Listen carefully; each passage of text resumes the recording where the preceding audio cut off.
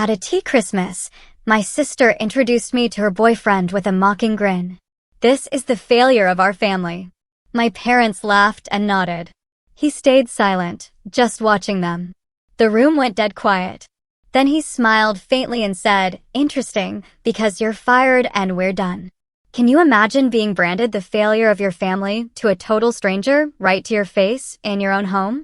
And then, in that same moment, feeling a chilling calm, a quiet, almost dangerous satisfaction? Because that Christmas night, when Chloe said those words, something in me didn't just break, it snapped into focus. And that was just the beginning of how everything they thought they knew about me, about us, would unravel. Hi, I'm Elena Moore. But for most of my life, that name felt more like a whisper, an afterthought in a story someone else was writing.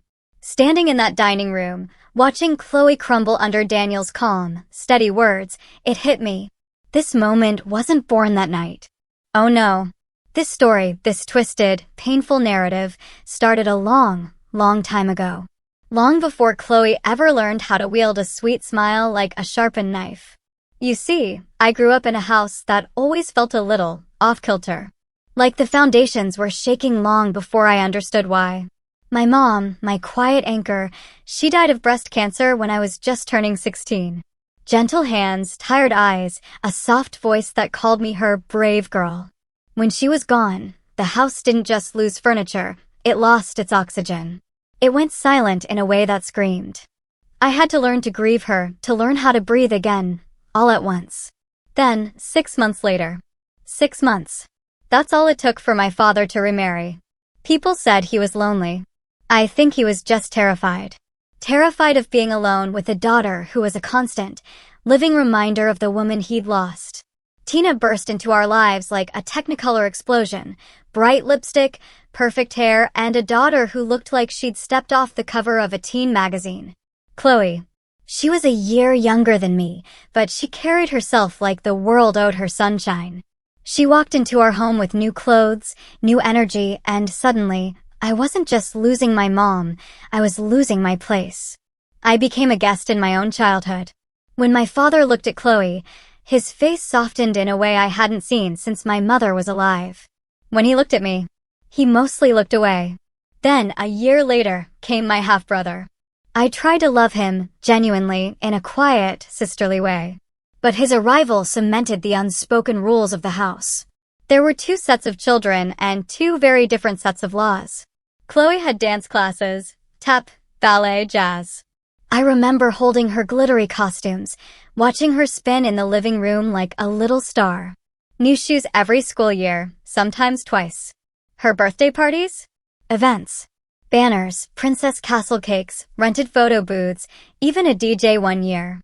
When she turned 16, my father beamed as he handed her car keys tied with a red ribbon. "That's my girl," he'd say, full of pride. Me? I got hand-me-downs. And a list of chores so long, it was basically a part-time job. Elena, set the table. Elena, watch your brother. Elena, do the dishes so Chloe can finish her homework. One time, I asked if I could join the art club after school. Tina looked up from the stove, a little smirk playing on her lips. "And who, exactly, is going to cook dinner while you draw little pictures?" My father didn't object. He never did. His silence was Tina's loudest permission. I learned, very quickly, that my dreams came with conditions. Chloe's came with applause. Meals were the worst. Tina always served Chloe first, bigger portions, the crispier chicken skin, the chocolate frosting corner of the cake. I waited. Sometimes I ate leftovers. Sometimes I just waited until everyone else was done. If I even glanced at the good pieces, Tina would snap, "Don't be greedy, Elena. You always want what someone else has." When Chloe got praise, it was almost ceremonial. "That's my girl," my father would declare, his voice thick with warmth. When I got anything wrong, and it didn't take much, he barely looked at me. "Can you not cause trouble?" "I'm tired." Trouble. Somehow, I was always the trouble. Even when I did everything right. And Tina? She had this special talent for cutting you with sweetness. Anytime I cried, or even just looked hurt, she'd sigh dramatically. "You're so sensitive, just like your mother." Always so emotional. It's exhausting. She used my mother's death as a weapon. Anytime I pushed back on chores, on unfairness, on anything, she'd say, "Your mother would be ashamed of this attitude." I stopped talking after a while. Silence felt safer. Looking back, I think they were embarrassed of me. Not just for who I was, but for the person they decided I had to be. They loved Chloe's shine. They loved the idea of a daughter who made them look good. And Chloe? She was perfect for that. Articulate, charming, pretty enough for people to stare. Strategic enough to notice. She learned fast that she was the center of their world, and she played the part beautifully. I once overheard my father telling a neighbor, "Chloe wants to study communications. She'll do amazing. She's so talented." The neighbor asked, "And Elena?" My father just shrugged. "She's still figuring things out. Not everyone is college material." I was standing right there, holding a laundry basket so heavy my arm shook. He didn't even lower his voice. All of it built up, slowly, year after year, like a story someone else wrote for me. A story where Chloe was the golden child, the star, the future. And I was the comparison point. The warning sign. The disappointment. Why can't you be more like Chloe? It was practically a family motto. It hurts to say this now, but I believed them for a long time. I believed I was less. That I deserved less. That I should be grateful for scraps of time, of affection, of food, of approval. If someone gives you leftovers long enough, you start to think that's all you're meant for. So when Chloe called me the failure of our family at Christmas dinner, it wasn't new. It wasn't even shocking. It was just the same old story on a bigger stage, with brighter lights and more people watching. But Daniel's reaction, his silence, then his eyes, then his words, that was the first crack in that old, worn-out script. The first sign that maybe the version of me they sold the world wasn't the real one. And if you're still with me, the truth gets darker before it gets better. The real breaking point, the one about college, about money, about sheer survival, that came later. Getting into college was the first time in years I felt something close to pride. I still remember the envelope, thin, ordinary, nothing like the glossy acceptance packages Chloe would later receive. But inside was a partial scholarship to a state university for a design and marketing program. It wasn't fancy. It wasn't Ivy League. But it was mine. I'd earned it. For one brief, shining moment, I let myself imagine a life where I wasn't the family afterthought, where my work could speak louder than the labels they'd glued onto me. I showed the letter to my father with a trembling smile. He skimmed it, nodded mechanically, then placed it on the counter as if it were a grocery coupon. "That's good," he said. "But listen, money's tight this year. Chloe needs a strong college environment. You know how talented she is. We're sending her to Ridgeview. Private dorm, meal plan, the whole thing." He paused. "So, if you want to go to this place, you'll have to figure out housing and other costs yourself." There was no discussion. No attempt to find a way. No, let's see what we can do. He'd already made up his mind. Chloe's dreams deserved to be funded. Mine needed to stay small enough to be covered by a loan. So, I did what I always did. I adapted. I enrolled anyway, took out what loans I could, and found a cheap room to rent in a shared house near a bus route. Every weekday, I sat on that bus for an hour, sometimes more. Colorado traffic made time unpredictable, watching other students hop into cars their parents bought them. Then, I'd head straight to classes, scribbling notes until my wrists cramped. After that, I rushed to my part-time job at a cafe where I wiped tables, poured lattes, and forced a smile until closing. Nights blurred into a cycle of pure exhaustion. I'd get home around 11 p.m., start homework, and often fall asleep over my laptop. Some nights, I barely slept 4 hours. My roommates partied. I studied through the noise. Winter crept into my bones. The house heater broke. I sat in layers, typing until my fingers stung. But I kept going. I believed hard work would mean something. Meanwhile, Chloe posted pictures from her dorm, spacious, modern, decorated in pastel shades. She bragged about her roommates, her journalism professors, her dining hall brunches. My father updated the neighbors with pride. "Chloe's studying marketing. She's so gifted, really going places." Tina chimed in, "She's always been special." And what about me? Oh, Elena's figuring life out, they'd say dismissively. She's not really college-oriented. I once overheard Tina telling a neighbor she doesn't have the stamina for academic pressure. Chloe was always the strong one. The neighbor said nothing, just gave me a sympathetic look as I stood there, holding a garbage bag I'd volunteered to take out. Despite the exhaustion, despite the loneliness, I pushed through the first semester. My grades weren't perfect, but they were solid. I kept hoping anyone would say they were proud. But no one asked. No one cared. Chloe continued rising like a star, and in their eyes, I existed only in her shadow, fading a little more each day. By the second semester, the weight became unbearable. Rent increased. Tips dropped. My bus route changed, adding more commute time. My job demanded extra shifts because someone quit. My grades slipped. I was skipping meals to afford textbooks. I stayed up until 3 a.m., then woke at 5 to catch the early bus. And still, no one noticed I was drowning. Then came the final, brutal blow. My landlord announced he was selling the house. Everyone needed to move out by the end of the month. I begged the university for temporary housing, but the dorm waitlist was months long. Without a place to live close enough to campus, I couldn't keep up with the commute. When I told my father I might have to withdraw temporarily, he simply sighed. Well, Elena, sometimes college isn't for everyone. Tina added, we always knew Chloe was the academic one. You're more hands-on. Maybe you should look for work instead. Something stable. She looked at me the way someone looks at a stray dog they're trying to convince themselves not to adopt. I dropped out 2 weeks later. No one offered help. No one asked what I needed. No one even helped me pack. I stuffed my clothes and 2 notebooks into trash bags and moved into a tiny studio above a laundromat, so close to the machines I could feel them vibrating through the floor.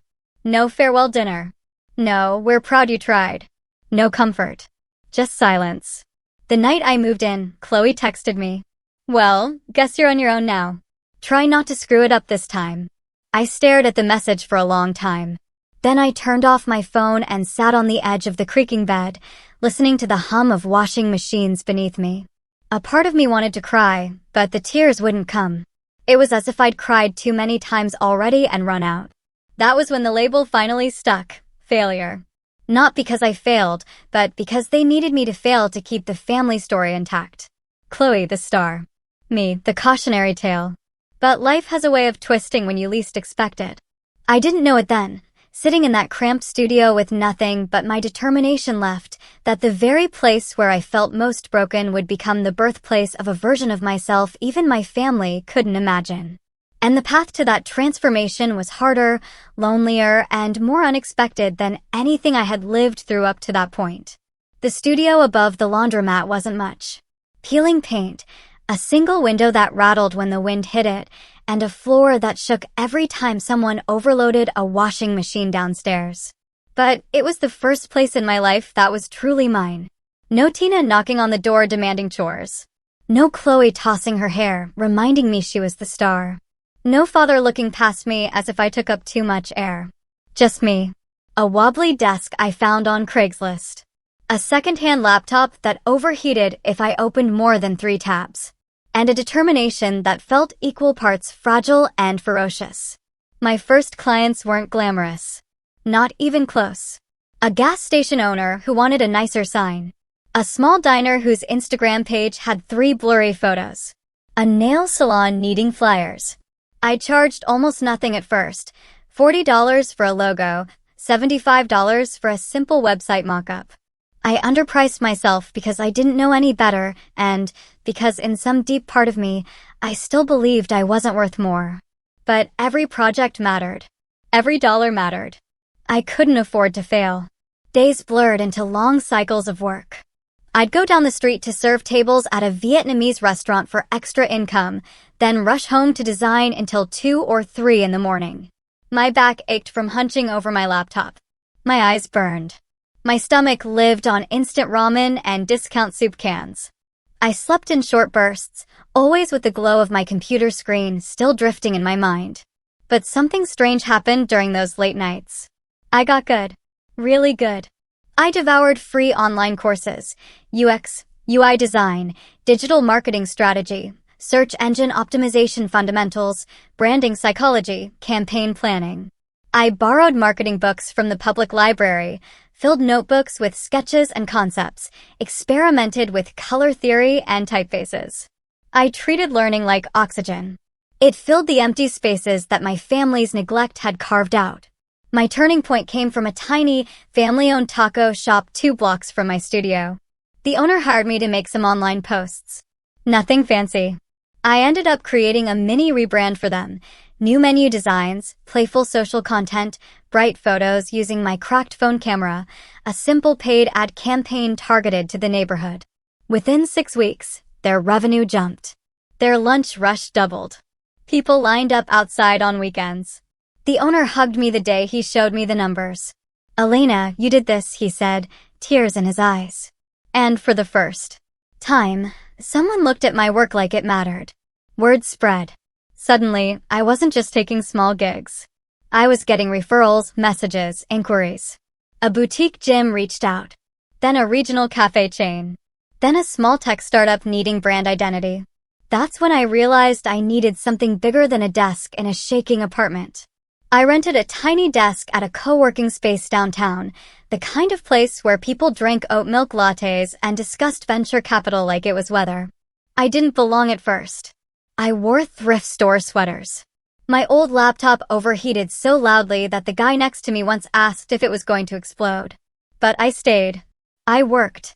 And within a year, I officially launched my own small agency, Northbridge Creative Studio. It started with just me. Then, slowly, a photographer joined part-time, a copywriter, a junior designer. They believed in me. They believed in the work. And clients noticed. Regional brands called.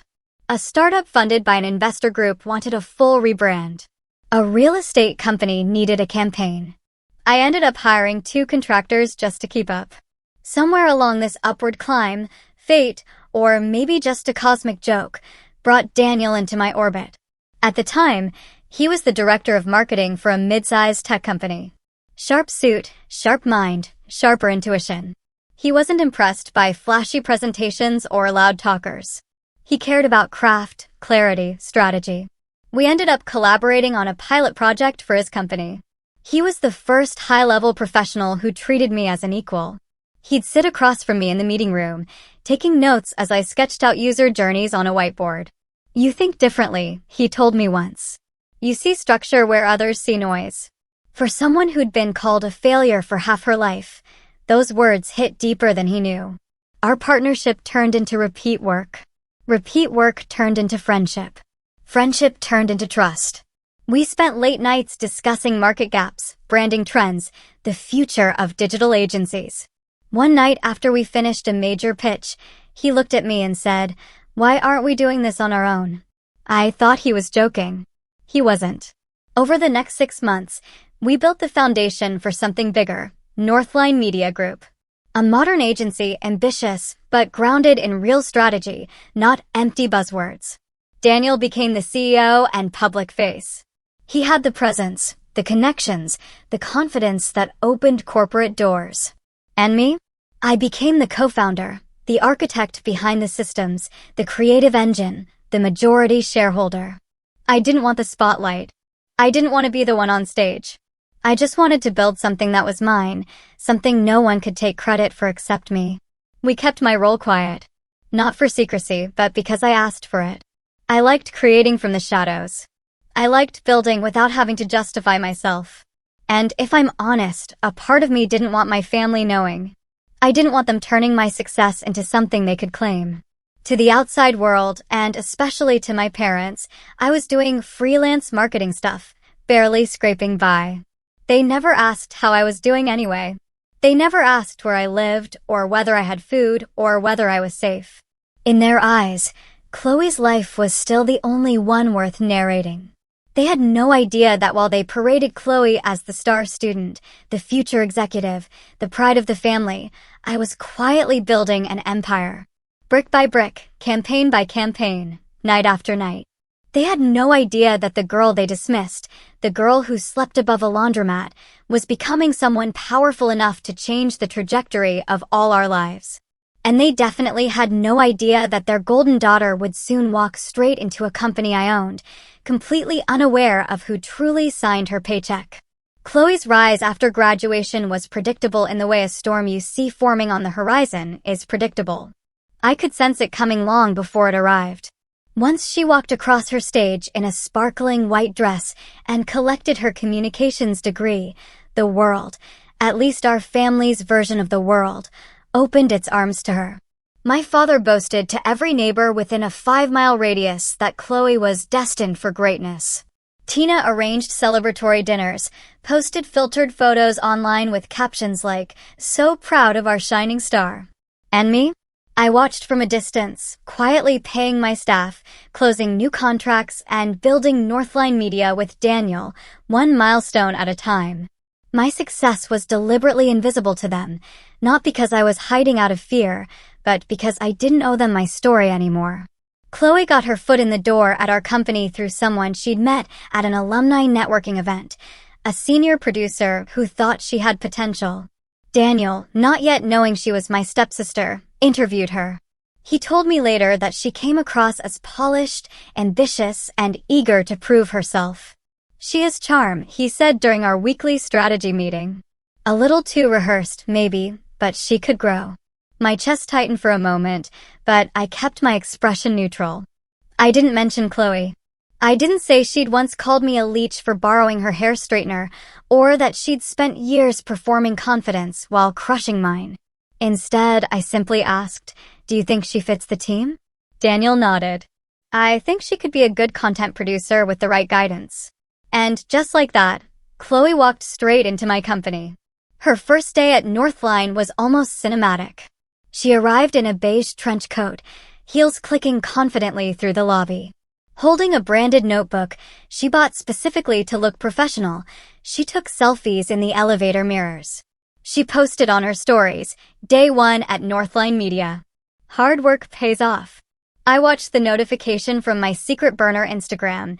Yes, I kept one, only to keep tabs on things that might affect the company, and let out a quiet, ironic laugh. She had no idea that the agency she bragged about being hired into existed, because I had once designed logos until my fingers cramped in a cramped studio above washing machines.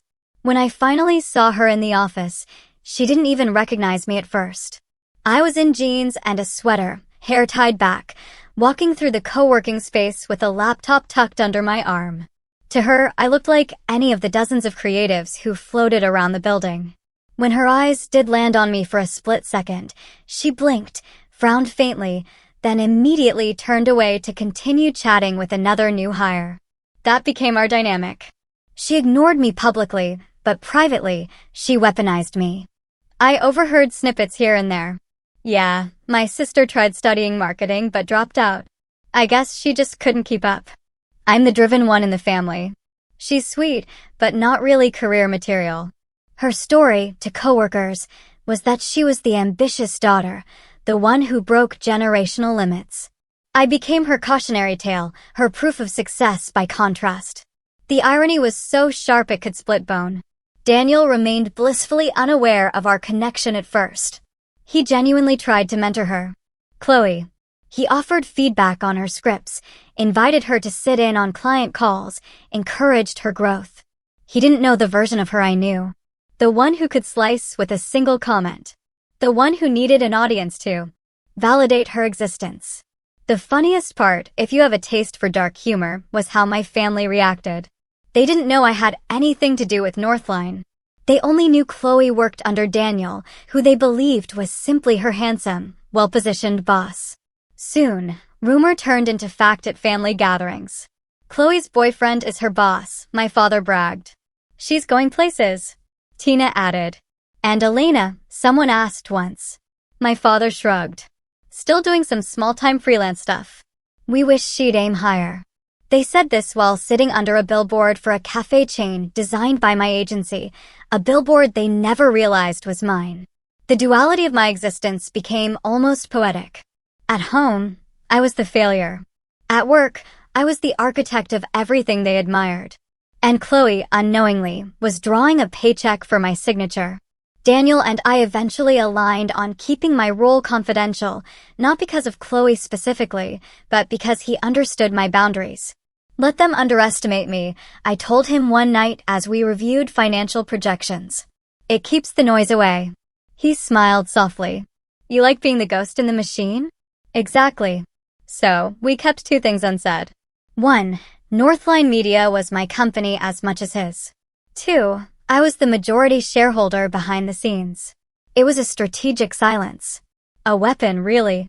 Information is one of the most powerful tools in the world, and withholding it from the people who had underestimated me my entire life felt not like revenge, but like reclaiming a truth they had buried. Chloe had no idea the stage she was walking onto. She didn't know whose work she was presenting. She didn't know who reviewed the monthly revenue reports. She didn't know who approved hiring budgets. She didn't know that the ghost in the machine could see her metrics, her projects, her performance logs.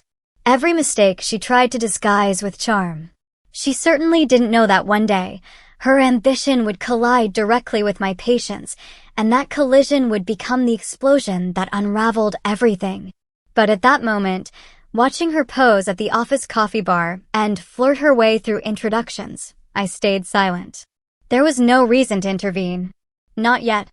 Because the thing about storms is, they don't destroy instantly. They gather pressure. They spiral. They build. And Chloe had just stepped into the eye of one she created herself. It happened on a Tuesday morning. The kind of morning where the sky was gray, the office was quiet, and nothing seemed important enough to prepare me for the punch that was coming. I was reviewing wireframes for a new client when my phone buzzed with a LinkedIn notification. Normally, I ignored them, but the preview caught my eye, so proud to have led this campaign. And there it was, Chloe's face, smiling confidently beneath the Northline logo, announcing a brand new marketing campaign she had supposedly developed from scratch. My stomach tightened. I clicked the post. The tagline, the visual direction, the emotional hook, even the color palette. Every piece of it was identical to the concept document I had drafted weeks earlier and shared only with Daniel for an internal proposal. It wasn't just similar. It was mine. Word for word in some parts. She didn't even bother changing the structure of the pitch deck she used in her video. At first, I felt confusion, then disbelief, then a cold, sinking clarity. She had taken my work. Not by accident. Not by coincidence. She had gone into our internal folders I built, structured, and protected, and stolen an entire campaign as if it were a pair of earrings she could slip into her purse. A message popped up on my screen before I could even process my anger. It was from a young intern on the content strategy team. A kind, shy kid who reminded me a little of my younger self. Hey, I'm not sure if I should be telling you this, the message began, but something weird happened yesterday. What followed made my fingers go numb. He told me Chloe had bragged in the break room, loudly, that her pathetic sister once tried to pitch a similar idea, but never followed through. So, she decided to fix it and make it actually usable. She laughed about it, mocked my supposed failure, said I'd never amount to anything. And a room full of junior staff listened, taking her words as gospel because they didn't know I was the actual architect behind half the systems they use daily. Then came the part that made my vision blur. The intern had witnessed Chloe accessing the shared drive, downloading my original concept, scrubbing the metadata, renaming the file, and uploading her version. She even deleted traces of the original draft from one folder. Not enough to erase the trail completely, but enough to make it seem like she authored the idea. My throat tightened. It wasn't just theft. It was a calculated erasure. When Daniel saw her post later that morning, he walked into my office slowly, holding his tablet like it had turned into something toxic. Elena, he said, his voice carefully neutral. Can we talk? I expected him to ask whether we should congratulate Chloe publicly or whether I had worked with her on the idea. Instead, he asked, "Did you authorize this?" I shook my head. Daniel exhaled long and heavy. I didn't think so. Something about her presentation felt off. Then he lowered his voice. You deserve credit for this. But it wasn't the first sign he'd noticed. Over the next several days, internal complaints began trickling to his desk. Chloe had been using her newfound visibility to throw her weight around, criticizing other designers, undermining analysts, pushing sloppy ideas, then blaming interns when they failed. And buried within those reports were conversations she had started about a washed-up designer in the industry who never made it past entry level because she lacked ambition. She used my life as a warning story to other women in meetings. She talked about me as though I were someone to pity, someone to avoid becoming. And she did it while benefiting from my work.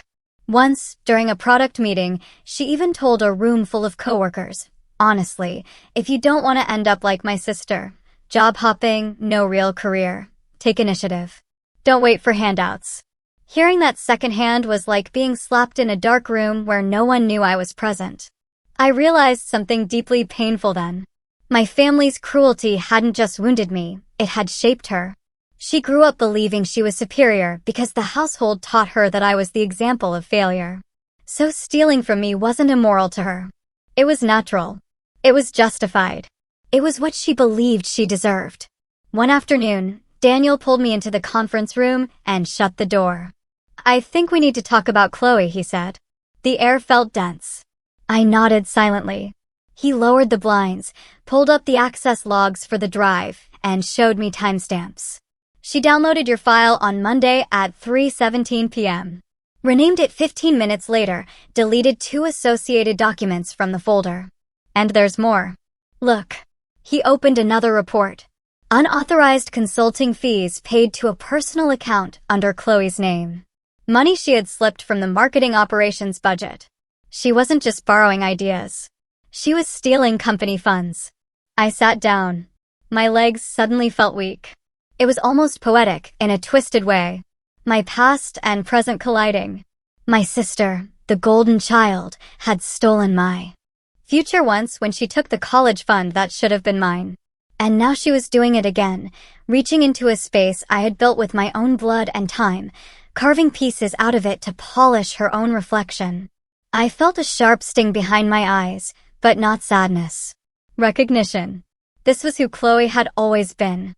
This was who my family had taught her to be. Daniel placed a hand on the table. His voice steadied. "Elena, I'm sorry." I swallowed. For what? For not seeing it sooner. I didn't cry, though I could have. Instead, I felt a familiar hollowness. The same one I felt the day I left for college on the bus. The night I moved above the laundromat. The moment my father said Chloe deserved everything more. Except now, my hollowness wasn't helpless. It was fuel. Because it wasn't just about stolen work, or stolen money, or stolen credit. It was about the realization that no matter how far I had climbed, from a cramped studio to co-owning a rising agency, my sister had found a way to reach into my world and treat it with the same disdain she treated me with growing up. And that was when the bottom truly dropped out. Not because I felt powerless, but because I finally understood that she had stepped into a battlefield she didn't even know existed. And I was done playing quietly. Daniel and I didn't rush. That was the first sign to me, at least, that this wasn't going to be an emotional reaction or a blow-up argument in some hallway. It was going to be a dismantling. Piece by piece, brick by brick. The way you take apart a machine to show exactly which screw is rusted. We sat down together in the conference room late one evening after everyone else had gone home. The office lights were dim, the city beyond the windows quiet. Daniel placed his laptop on the table like it was an evidence box. I opened mine beside his, and then we began. First came the access logs. Every action made on the company drive is recorded. Time, user, device, location. Daniel clicked through the timeline slowly. "Here," he said, pointing. "Monday, 3:17 p.m. Chloe accessing your concept file. She downloaded it here." Then, a few minutes later, 3:03 p.m., file renamed under her directory. At 3:40 p.m., it was uploaded into a new folder she created. And then, the part that made my jaw clench, 2 associated drafts had been deleted. Not moved. Deleted. Daniel opened another folder, internal presentations. "Look at this." There it was. A pitch deck with Chloe's name in the corner. Chloe Moore, lead creative. She had taken my concept and represented herself as the originator. The deck included screenshots from my original prototype, color codes I had selected, and one line verbatim from my research summary. Then we moved to emails. Some were innocuous, forwarded client briefs, scheduling follow-ups. Others weren't. One thread showed Chloe messaging a junior designer, instructing him to clean up a slide that clearly originated from my drafts. Another asked a strategist to expand on my idea, despite her never having contributed a single note to that idea. We opened Slack conversations. She'd been subtly undermining team members, pushing blame when deadlines were off, and painting herself as a victim of incompetent colleagues. Then Daniel clicked into one final tab, screenshots. A whistleblower from the analytics team had sent him privately. In them, Chloe was venting about me. "She's exactly what happens when you have no ambition," she wrote. "She's my sister, and she still hasn't made a proper career." I had to fix her idea because she can't think strategically. Seeing my life used as a punchline inside my own company, that was its own kind of sting. But the twist came next. Daniel opened the financial dashboard. At first, it looked normal: transaction logs, budget allocations, vendor payments. But then he highlighted a string of small consulting fees. $300 here, $700 there, $1,200 the next month. Each labeled vaguely as external audit support or strategy consultation. He zoomed in on the account numbers. They all pointed to the same personal checking account, Chloe's. And each payment coincided with her social media posts, flaunting new purchases, handbags, spa days, and eventually, a down payment on a white Jeep Cherokee she had proudly shown off. "She's been siphoning budgeted funds," Daniel said, voice tightening. "It's fraud." Clear as day. As I scrolled through the transactions, another memory clawed its way up, one I had buried for years. The night my father told me he couldn't contribute to my college housing. The day Tina mentioned tuition was tight because Chloe deserved a good education. Their insistence that Chloe's needs came first. For years, something about that didn't sit right. Now I knew why. I pulled out the old binder from my bag, the one with all my childhood documents. I hadn't looked at it in years. I flipped through until I found the college savings account information, the bonds my grandparents had left me, the documentation that had belonged to my mother. My heart sank as I compared the balance at age 15 to the near-zero balance 2 years later. Daniel watched me carefully. "They used it." I nodded slowly. "They emptied it," I whispered. "Everything my grandparents saved for me. Everything my mother left behind. It's all gone. To send Chloe to a private college. To fund her study abroad semester. To buy her a car because every young woman needs to feel safe. All while telling me I wasn't college material. All while calling me ungrateful for questioning why they couldn't help." Daniel leaned back in his chair, rubbing a hand over his face. "Elena, this is more than an office issue. This is systemic theft. Personal. Financial. Professional." And that was when something inside me clicked. I wasn't crying. I wasn't shaking. I wasn't even angry anymore. I felt an icy, focused calm. The kind you feel right before a storm breaks. We gathered everything. Access logs, screenshots, Slack messages, email chains, transaction reports, bank statements from my childhood, screenshots of Chloe's bragging posts, her consulting fee deposits, her stolen pitch deck. Every digital footprint she left behind, like breadcrumbs leading straight into a fire. Daniel organized the files into a legal folder. "This is enough for termination, an internal audit, and potential legal action." Then he went silent for a long moment. "Elena, I need to ask." He met my eyes.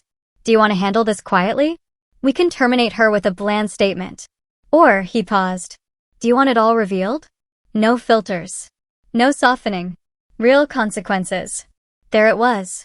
The question that divided the old version of me from the woman I had become. I thought of my father handing Chloe car keys while telling me not to cause trouble. I thought of Tina rolling her eyes every time I touched a sketchbook.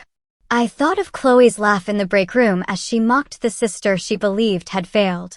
I thought of the years they spent building a narrative where I was the burden, the disappointment, the dead end. So I looked Daniel in the eye and said, with a calm I didn't know I possessed, I want them to see who their failure became. And I don't need to shout. I want the truth to speak for me. Daniel nodded once. Then he closed the laptop with a quiet click. The kind of click that marks the end of one story and the beginning of a reckoning. The night of the Christmas dinner felt unreal from the second I stepped through the doorway. My parents' house in Aurora was glowing like a showroom. Garlands on every railing, an oversized tree dripping with ornaments, a dining table set for 20 with polished silverware we only used when my parents wanted to impress. The whole house smelled of rosemary, turkey, and cinnamon sugar pies. Laughter drifted room to room. It was the kind of scene that should have felt warm. But it didn't. It felt staged, like a performance. And I had been assigned the same role I always played, the helper, the background noise, the daughter who blended into shadows. Tina handed me an apron before I even removed my coat.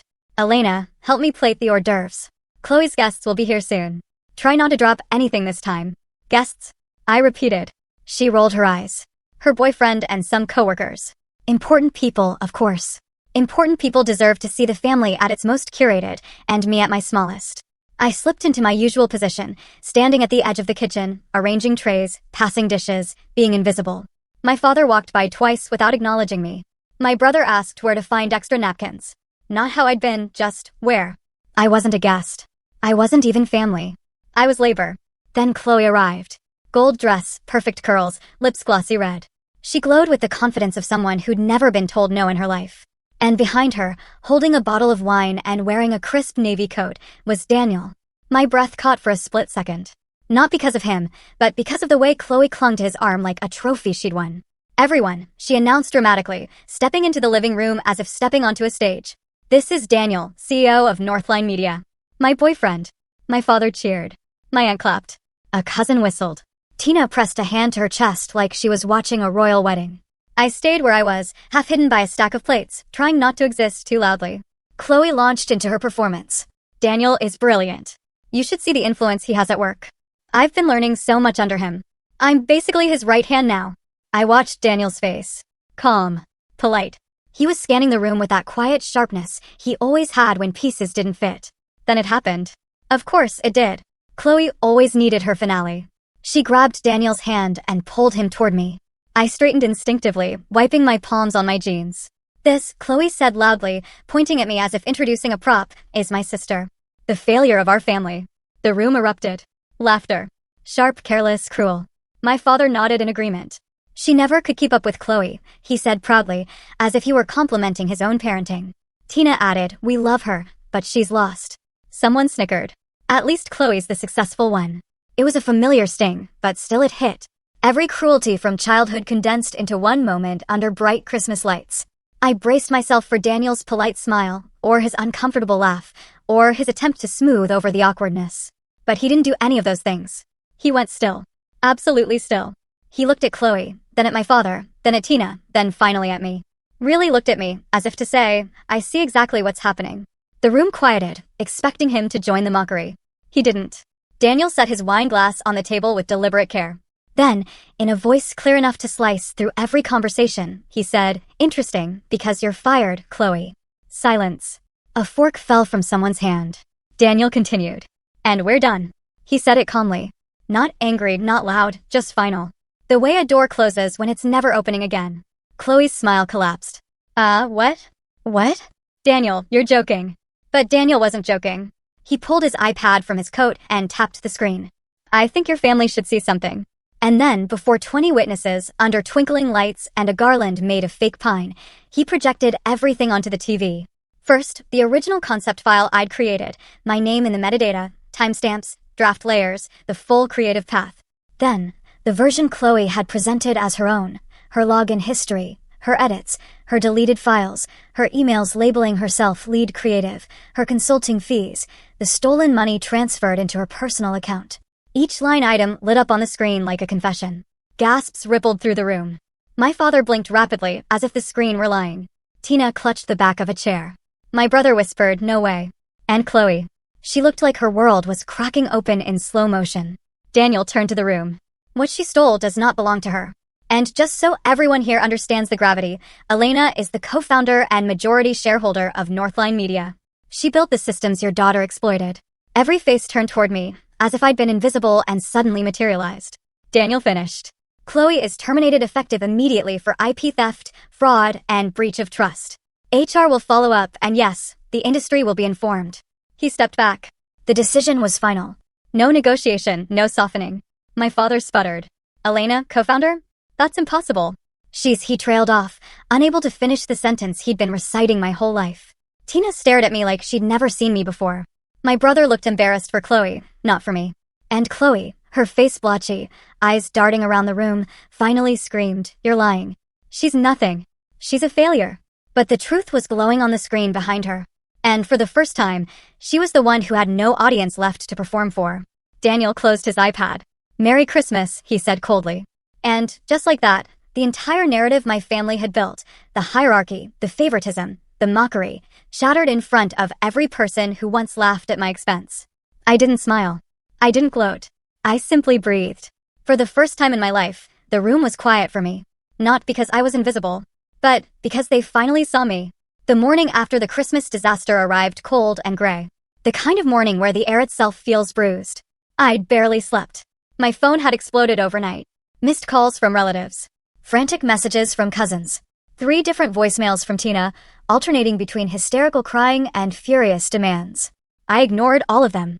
Around 10 a.m., someone pounded on my apartment door hard enough to rattle the frame. I already knew who it was. I opened it to find my father and Tina standing there, stiff and tense, holding a manila envelope like it was some sacred offering. They didn't greet me. They brushed past me into my living room as if they still had that right. Tina set the envelope on my coffee table and inhaled shakily. "Elena, we need to talk. This situation has gone too far." Situation. They said it like Chloe's fraud was a spilled drink at a dinner party. My father cleared his throat. "Your sister is devastated. What Daniel did, what she did, I corrected." He waved a hand dismissively, as if correcting him was impolite. "Regardless, your involvement has made things difficult. But we came with a solution." I didn't sit. Neither did they. Tina pushed the envelope toward me. Inside was paperwork to transfer part of the house into my name and a portion of my inheritance early. The word inheritance made something deep inside me go cold. I opened the envelope. Deeds, account transfers, a check. But attached were 3 additional pages, conditions. "If you sign these," my father said, smoothing his tie, "you agree not to pursue legal action against Chloe, not to report anything to HR or the industry board. And you'll tell Daniel this was just a misunderstanding." Misunderstanding. Fraud, theft, lies boiled down to a misunderstanding because it benefited their golden child. Tina clasped her hands dramatically. "Honey, family keeps things inside the family. You don't air dirty laundry. You don't ruin your sister's future over a mistake. She's fragile. She's worked so hard. You owe her the chance to rebuild." I stared at them. "I owe her?" "Yes," Tina insisted. "She's always been there for you, and she's the face of the family and now your father's clients. Our reputation. People talk. You have to protect family." There was no apology, no accountability, no acknowledgement of what Chloe had done. Just expectations that I should swallow it again for the sake of the image they worshipped. I picked up the paperwork, scanning the financial details with a sinking feeling. Something wasn't right. The inheritance funds weren't listed as coming from my parents' estate. They were drawn from an account with my name in the metadata, then from another account with the name of my grandparents. The same trust they'd left for me when I was a child. A trust one thought had disappeared. A trust one had unknowingly lived without while Chloe thrived. I flipped through more pages. The dates matched the years I begged them for help with college. The years they told me they couldn't spare a dime. The years Chloe got private school, dorms, semester abroad, a car. All from money meant for me, not them. Me? My hands tightened on the papers. "This isn't yours to give." My father stiffened. "What are you implying?" Before I could answer, a knock on my door interrupted us. My aunt, my mother's sister, stepped inside without waiting for permission. She looked tired, angry, and sad all at once. In her hand were printouts, old bank statements, copies of the trust documents. "I thought you should see this," she said quietly, handing them to me. "Your mother left clear instructions that these accounts were for you. Only you." I didn't know what happened to them until last night. Tina went pale. My father swore under his breath. My aunt continued. "I requested copies from the bank this morning. The withdrawals happened after your mother passed, and they were signed under your father's guardianship." Guardianship. The legal right to manage my accounts. They had used it to drain everything meant for me to build Chloe's future. For years, I thought I was simply unlucky. For years, I thought maybe I wasn't worth investing in. For years, I believed them when they said they couldn't help me through school. But the truth was so much worse. Tina regained her voice first. Elena, honey, you're blowing this out of proportion. We needed that money for Chloe. She had promise. She had potential. And look, we're offering some of it back now. I laughed. Not because it was funny, but because it was unbelievable. So, let me get this straight, I said slowly. For years, you told everyone I failed because I wasn't good enough. You told me I wasn't college material. You let me struggle, work double shifts, ride buses in the snow, while you spent my savings to make Chloe look like the family success story. Neither of them answered. Their silence was finally honest. I held up the papers. You called me a failure, but you built your entire star daughter on money you stole from the one you said would never be anything. Tell me, how does that work? How do you steal from a failure to build a masterpiece? My father's expression twisted. If you tell anyone about this, Elena, you'll ruin this family. We'll have no choice but to tell them our side, the truth about how ungrateful you've always been. We can make sure they know what you really are. There it was. The threat, the manipulation, the final card they always played. I took the documents, tore them in half, then tore them again, small, deliberate pieces falling like confetti onto the floor. No deal, I said softly. Not now. Not ever. Tina gasped. Do you realize what you're throwing away? I nodded. Yes. Your control. My father pointed a shaking finger at me. You'll regret this. I stepped back from them, the old fear gone, replaced by something steadier than anger, clarity. No, I said, for the first time in my life. I won't. And then I opened the door, letting the cold winter air cut through the room like truth itself. Leave. They did. Faces tight, voices cracking, the illusion finally crumbling around them. And as the door clicked shut behind them, I knew something with absolute certainty. They weren't here to fix anything. They were here to preserve Chloe's world. The world they built by stealing mine. The smear campaign started faster than I expected. Faster than any apology, any acknowledgement, any attempt for my family to face what they'd done. Less than 24 hours after I tore up the papers in my living room, Chloe went silent across all her public accounts. Then, like a switch had been flipped, a wave of anonymous posts began spreading online. At first, it was subtle. A vague comment in a local marketing Facebook group about a toxic female co-founder sabotaging her own sister. Then a Reddit thread claiming someone in Denver's creative community was mentally unstable, jealous, and known for stealing ideas. They never used my name. But the breadcrumbs were intentional, just specific enough that people in our industry would guess. Then an anonymous LinkedIn account tagged 2 of our clients with a long paragraph accusing me of plagiarizing Chloe's work, framing her, and emotionally manipulating the CEO for personal gain. I didn't need detective skills to know who wrote it. The voice, the tone, the choice of words. It was Chloe wearing a paper-thin mask. Within hours, she escalated. Posts appeared on a marketing gossip forum. Tweets from burner accounts calling me a failure who finally snapped. Comments under Northline's ads asking if the company was still letting IP thieves run things. But the part that surprised me wasn't Chloe, it was my parents. They began sending messages to the extended family, texts, voice memos, even a family-wide group email titled The Truth About Elena. In it, my father claimed I had always been envious, that I destroyed Chloe's career out of spite, and that I was unstable and needed help. Tina added her signature dramatic flair. We tried for years to support Elena, but she has always rejected love. Please pray for her. They were rewriting history, turning my boundaries into betrayal, my silence into villainy. I'd like to say it didn't affect me, that I was unshakable by then.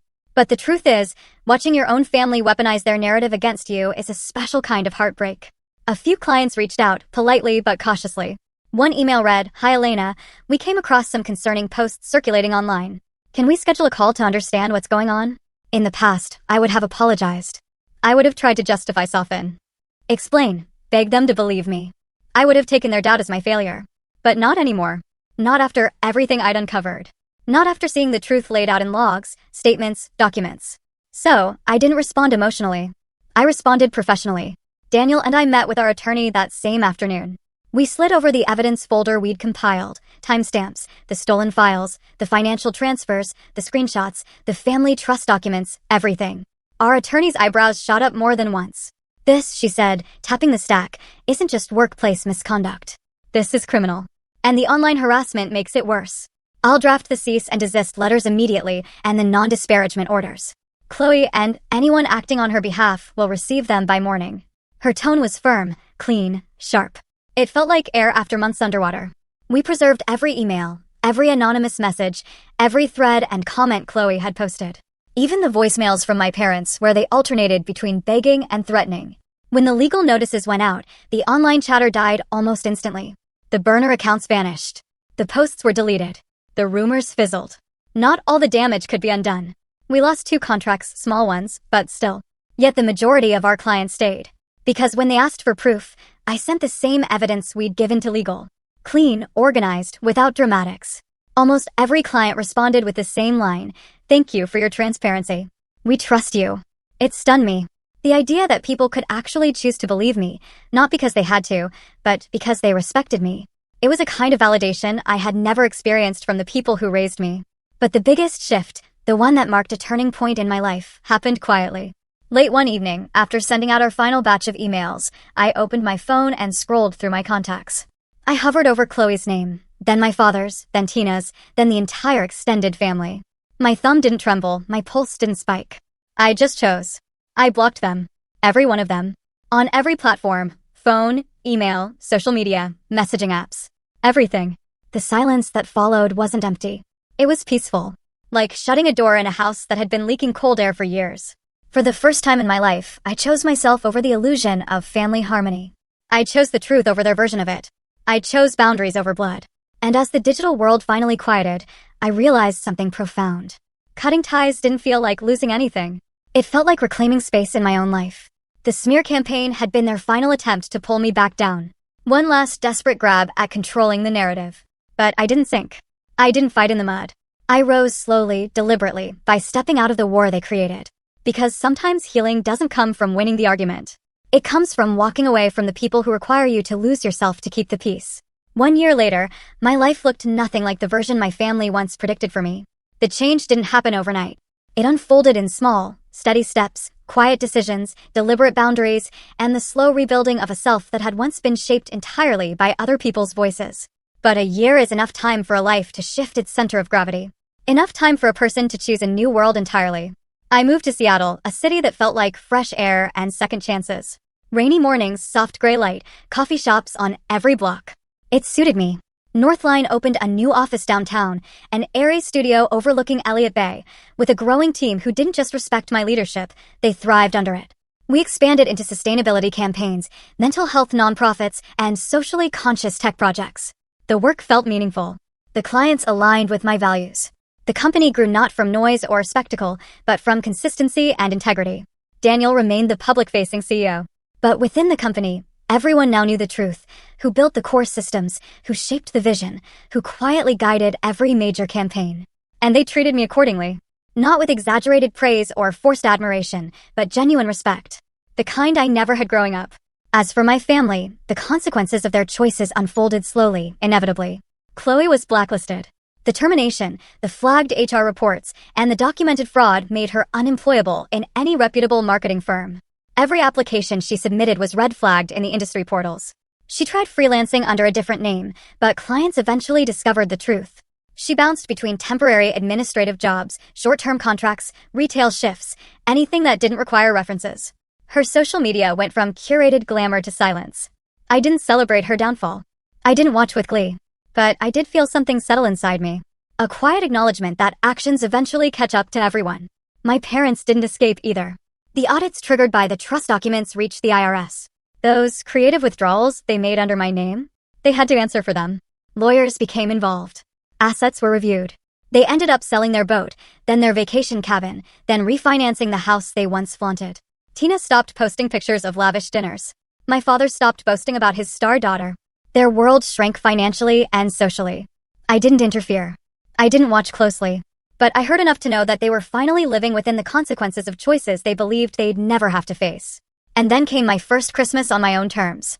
No screaming matches, no forced smiles, no hierarchy of who mattered more. Just warmth. I hosted a small gathering with the people who had become my chosen family, my team, a few close friends, Daniel's partner and her little daughter, neighbors who had welcomed me during my first months in Seattle.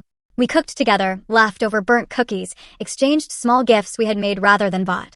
Then, before dinner, we bundled up in coats and scarves and spent the evening delivering care packages, blankets, socks, warm meals, to the unhoused community near Pioneer Square. We donated toys to a local shelter for children. We visited a retirement home to drop off holiday cards. It felt like the kind of Christmas I had always imagined as a child, but never experienced in my own family's house. Without cruelty disguised as humor, without competition or comparison, without being assigned the role of background servant. Standing under the soft glow of streetlights that night, I felt lighter than I had in years.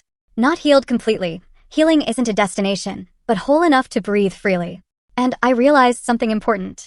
Even after everything, even with the distance, the betrayal, the years lost, a part of me still felt the old ache for the family I wished I had. But I didn't regret walking away. Not for a moment. Because cutting ties wasn't revenge. It wasn't punishment. It was self-respect. It was reclaiming control over a story I didn't write but was forced to live through. It was choosing peace over proximity. Sometimes the most loving thing you can do for yourself is to step out of the fire. Even if the people who lit it share your blood. So, if you're listening to this, wherever you are in the world, let me tell you what took me nearly 3 decades to learn. Blood is not a license for abuse. You are allowed to protect your work, your mind, your peace. You are allowed to walk away from people who only love the version of you that serves their story. And if your family has ever used you as the scapegoat, the shadow, the footnote to make someone else shine, you do not have to stay in that role. You can step out. You can choose again. We don't get to pick the family we are born into, but we absolutely get to choose the family we build. And I'd love to know something if you're comfortable sharing. Where are you listening to this story from? Because somehow I have a feeling that out there, in places I've never been, someone else is quietly learning to choose themselves too.